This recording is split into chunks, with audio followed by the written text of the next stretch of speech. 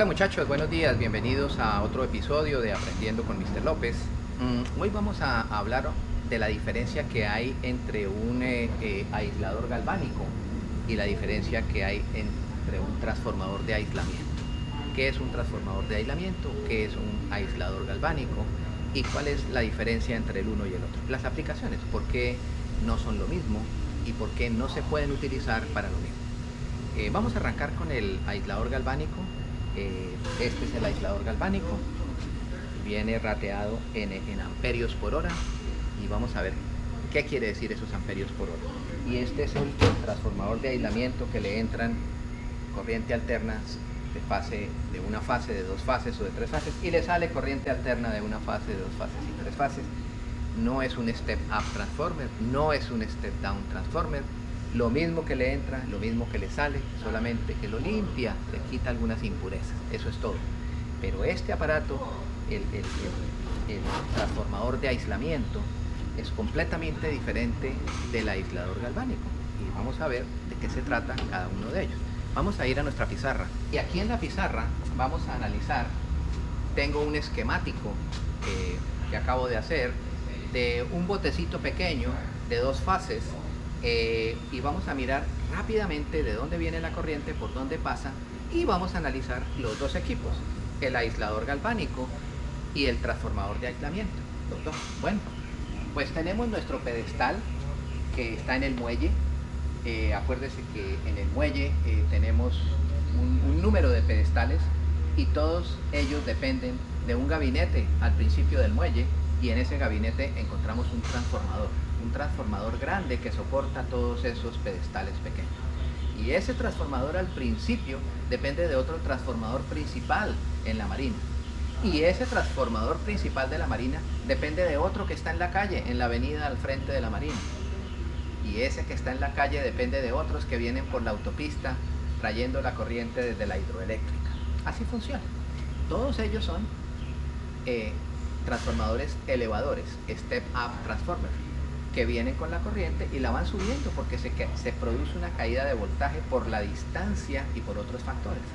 Bueno, pues este último pedestal al cual conectamos nuestro bote, ese es el último pedestal que recibe corriente del transformador del muelle. Bueno muchachos, vamos a hacer un ejemplo muy sencillo. Bueno muchachos, entonces la corriente entra al bote. En este ejemplo sencillo puse un switch selector para seleccionar short power o generador o inversor, y tengo las tres fuentes de corriente alterna. Tengo el inversor, tengo el generador y tengo el short power, y tengo un punto común de salida de este switch, y de este switch entro al panel de corriente alterna y alimento mi breaker principal, mis breakers secundarios y mis breakers pequeños de single phase. Bueno, y luego de aquí en este panel tengo un neutral, una barra de neutro, una barra de grounds, la barra del hotline correspondiente a la fase roja y la barra del hotline correspondiente a la fase negra. Dos fases, un neutro, un ground, y el ground que venía del short power, viene del short power, sigue derecho por acá, alimenta el ground bus bar, y después ese ground bus bar está conectado con el lazo a tierra que en inglés les expliqué que se llamaba el bonding system. Este lazo a tierra al final se conecta con el ánodo de sacrificio afuera del bote en lo que llamamos el aterrizaje o el grounding. Y ya vimos en este mismo curso de electricidad avanzada, en el capítulo 9, hablamos del sistema de aterrizaje, del lazo a tierra, y miramos qué equipos iban conectados a ese lazo a tierra, a ese bonding system. Bueno, pues veíamos que los bloques de los motores, el generador, los true hull, los tanques de combustibles, los negativos de las baterías, pero lo más importante, a ese bonding system tiene que ir el ground del panel AC y el negativo del panel DC deben ir a ese bonding que termina en los ánodos de sacrificio afuera. Entonces tenemos claro que en términos generales, por el cable verde, pues tenemos una corriente de cero. Que en momentos de emergencia hay una corriente alta y la drena, sí, para eso está diseñado para que en momentos de emergencia, si hay una descarga de corriente por el motivo que sea, o si algún cable caliente tocó el cuerpo de un equipo, de una bomba, de un refrigerador. Cuando eso sucede, inmediatamente esa corriente se descarga por ese ground conductor, por ese barraje de tierra, y se drena en el sistema de tierra del bote. Lo mismo sucede en su casa. Pero en términos generales, por ahí debe haber cero. No debe haber, en términos generales, si yo miro cuánta corriente está fluyendo por el ground de mi marina, por el ground de ese pedestal, por la línea tierra de ese pedestal, pues debe estar corriendo cero o 0.00 algo, es decir, algo insignificante. Pero si yo le mido corriente a ese cable de tierra, a ese cable verde en el pedestal, y encuentro que hay 3 amperios, 5 amperios constantemente fluyendo, eso no es bueno. Ese es un amperaje, esa es una corriente que si yo conecto el cable de short power aquí, se la voy a meter a mi bote. Y lo grave de eso, muchachos, es que si esa corriente entra, esos 3 amperios, esos 5 amperios, ellos vienen directos al barraje de tierra de mi panel de corriente alterna.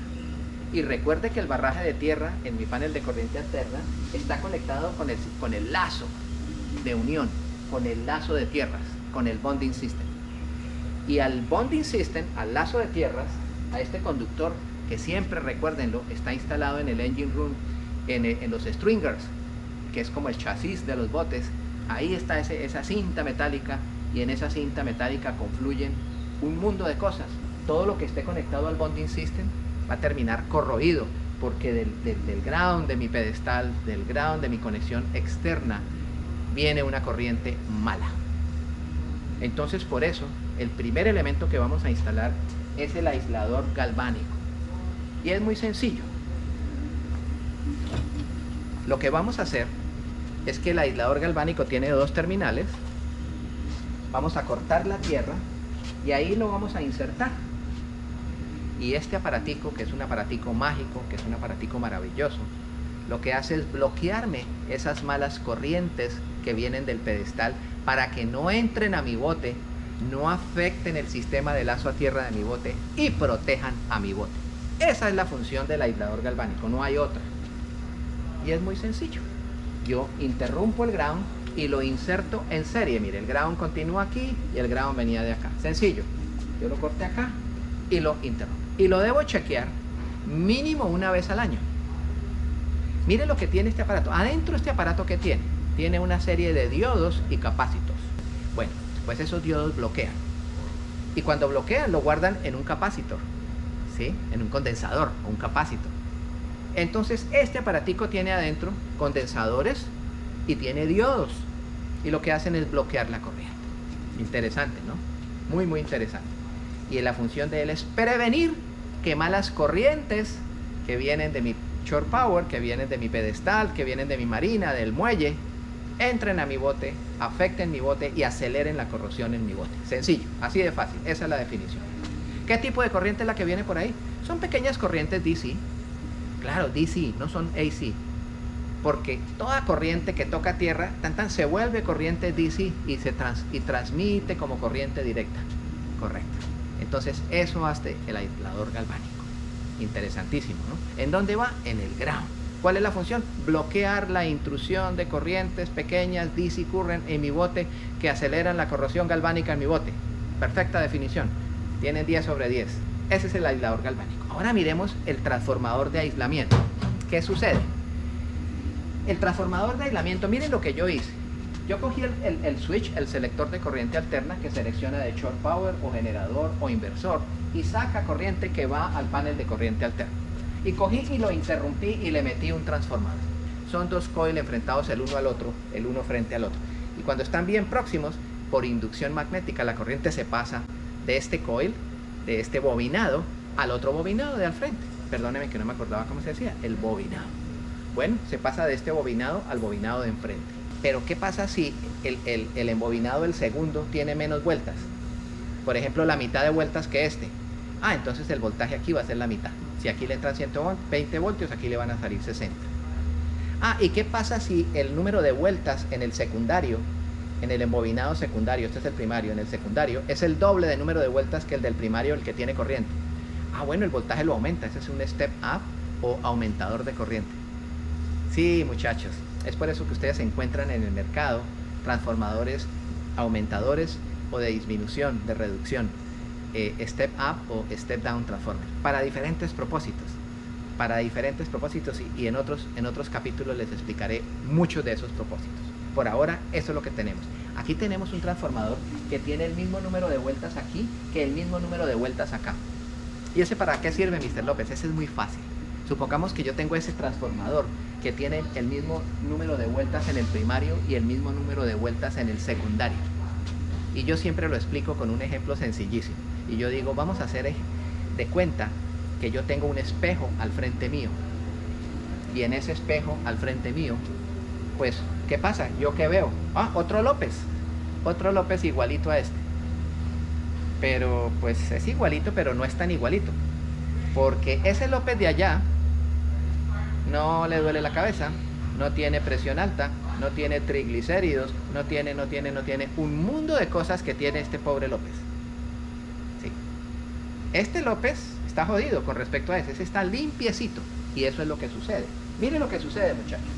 Aquí hay una corriente.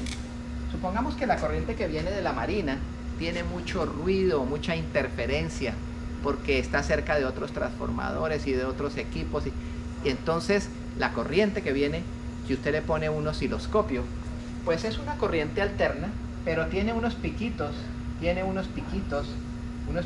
como estos, aquí a la entrada. Es corriente alterna, si uno mira al final de la señal es corriente alterna. Y cuando pasa por acá, ¿qué pasa? En el coil secundario, en el bobinado secundario, pues ahí la señal es completamente limpia, no tiene estos piquitos. Y lo que hizo fue limpiar la señal. Uy, eso es importantísimo. Un transformador de aislamiento, imagínenselo en los hospitales, imagínenselo en los bancos y en las instituciones financieras. Claro, por eso es que en los centros de cómputo de universidades, bancos, hospitales, la corriente que entra a esas unidades es corriente que pasó por un transformador de aislamiento y es una corriente completamente limpia, porque hay equipos sofisticados en esos centros. Imagínense todos esos equipos quirúrgicos de los hospitales que hoy en día la mayoría de las intervenciones quirúrgicas las hacen robots, por supuesto, manejados por seres humanos, pero son robots. ¿Qué pasa si la corriente que viene está como esta? Pues van a haber muchas fallas, muchas interrupciones, y eso no es bueno para una cirugía de esa calidad y de esa delicadeza. Lo mismo en los centros de cómputos, el manejo de los datos y el manejo de la información de los clientes, eso es delicadísimo. Lo mismo en las universidades, en miles y cientos de ejemplos de empresas que requieren un transformador de aislamiento única y sencillamente para limpiar la señal. Eso hace el aislador, el transformador de aislamiento, y el aislador galvánico lo que hace es prevenir que malas corrientes provenientes del pedestal, provenientes del muelle, se metan a mi bote y aceleren la corrosión. Esa es la gran diferencia. El uno no tiene que ver con el otro. El uno es solamente para bloquear malas corrientes a través del ground y el otro para limpiar la señal de corriente alterna.